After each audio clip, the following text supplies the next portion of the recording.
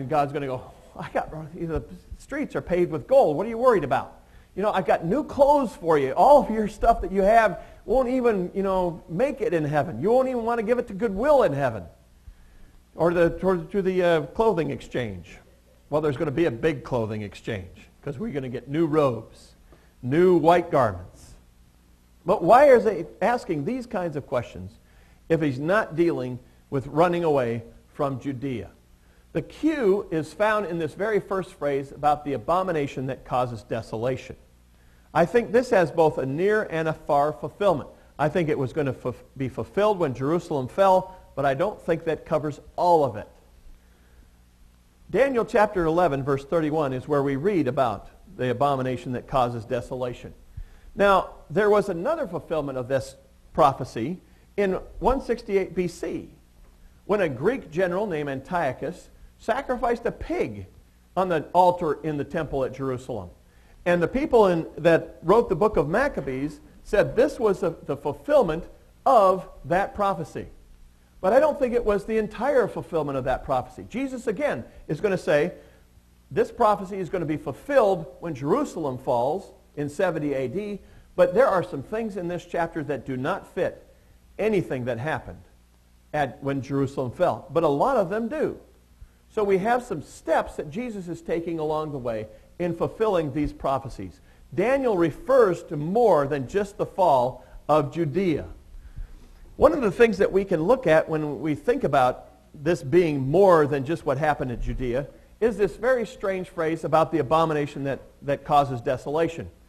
It starts with a masculine participle, standing, which modifies a neuter noun. That is a strange thing in Greek.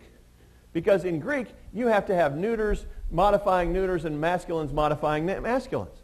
In fact, I think this is why Mark says, let the reader understand. Because he was making a point. He was saying, this is not a thing, this is a person. A masculine person is going to be standing. A human being is going to be standing in the place of desolation. And this is what Mark wants to tell us. Now, we read this verse and go, when I'm reading this at home, I'll need to understand what God is saying. I think Mark was saying, no. None of our people have Bibles. And so when Brad stands up and he reads this verse and he thinks I've made a mistake and I have a masculine participle and a neuter noun, he'll go, let the reader understand. I didn't make a mistake. Make him point this out. This is a public reading statement. Let the reader understand, I didn't make a mistake. This is a person and not a thing. And we do not have a person that matches up to this in the fall of Jerusalem or even with Antiochus 100 years earlier. What we have here is something that Paul brings up. We have the man of lawlessness who sets himself up in God's temple. Jesus is saying this is a person that's going to be here, this abomination of desolation. We don't know which person it's going to be. We will know when he sets himself up. But until then, we need to understand that this prophecy has not been fulfilled either with Antiochus or when Jerusalem fell. It will be fulfilled at the end of time. And this gives us a clue that this is not just about Jerusalem falling, although I think a lot of it is, but it is also about the end of the world. Jesus doesn't lament over the temple's destruction.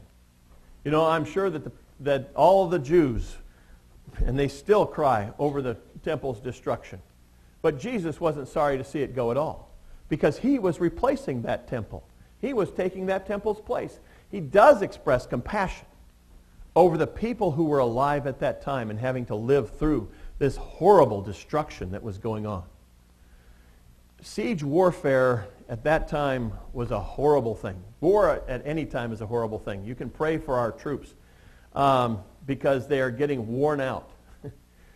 They've had to go back and go back and go back and go back again, and they're getting worn out. At that time, there was no going back. There was just total war for years and years.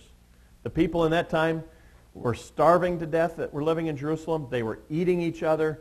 They were doing horrible things to try and survive. Jesus feels compassion for these people. He counsels flight away from the temple, not toward it. Everybody else at that time was saying, flee to the temple. It's our lucky rabbit's foot. It's our four-leaf clover. It will keep us safe. Jesus is saying, run away, because the only thing that will save you is me. and just get away from that temple. Jesus' concern is not for their personal safety. It's not for their personal safety, although I think he is concerned about that.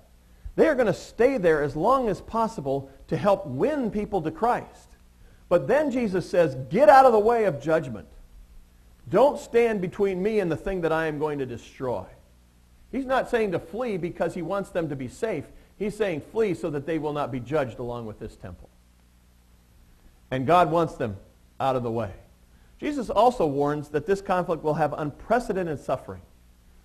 Now, this is one of the things that I think refers to the end of the world. Yes, the destruction of Jerusalem and the death and the horror that went along with that was amazingly bad. But I think that Jesus is telling us that there is something even worse coming on the way. You know, more Christians died in the 20th century than died in all the previous 20 centuries put together. More Christians died, and we need to understand that. It may have been unprecedented for that time, but it was not the end of the world. Even the terrible affliction that they were going to go through is not outside of God's control, and we need to understand that. We need to know that when it is our world that is collapsing or whether it is the world that is collapsing. God is in control. He has all of this under his command, and nothing happens that he does not say and allow to happen. God is in control. Then he moves on to talking again about deceivers. And that's one of the main points in this particular chapter because he tells us to watch. And one of the times we get snookered is when we stop watching and we can be deceived again. And we talked a lot about that last week. And we're going to be deceived even if it's possible by signs and miracles. Signs and miracles are nice. They're good. I wish they'd happen more. But they're not the basis of our faith. They're just something that happens once in a while. The basis of our faith is our trust in Jesus Christ. Signs and wonders can happen, but a lot of these signs and wonders are going to happen are done by false prophets.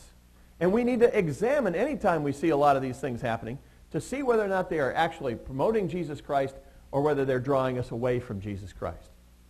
We cannot allow our yearning to be with God, our yearning to let God deliver us, dictate to us what we are going to believe and who we're going to follow. We can't embrace all of these signs and wonders that are going to happen. And they're going to happen, and they're going to look good. Satan can do miracles, and we need to know that. Then Jesus talks about his own coming. And I think he makes a change here. Although I've said a lot of the strands that we see here in this chapter have to do with the end of the world and have to do with the fall of Jerusalem, this seems to make a change here. Again, he doesn't give a precise timetable of when he's going to come, but he makes two things very clear to us.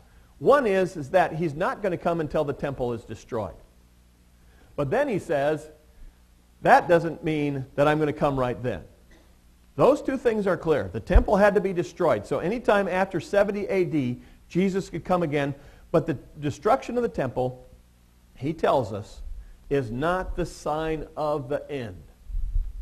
Is not the sign of the end. He says, in those days, following that distress. And I think this is the key that shows us that he's switching from mostly talking about Judea, mostly talking about the fall of Jerusalem, to talking about the end of the world. How long following that distress? He doesn't tell us. He tells us we need to be ready for anything, at any time. And that is really what he wants us to do. This is one of his main points. We need to be ready for anything, at any time. We need to be spiritually vigilant. If you all turn around, you can see Kenny Martin and Bubba sleeping at the same time. Like father, like son.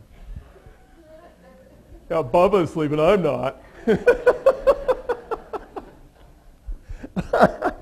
Spiritual vigilance. We're not talking about staying awake during the sermon, that's for certain. I just thought that was a wonderful father and son moment there.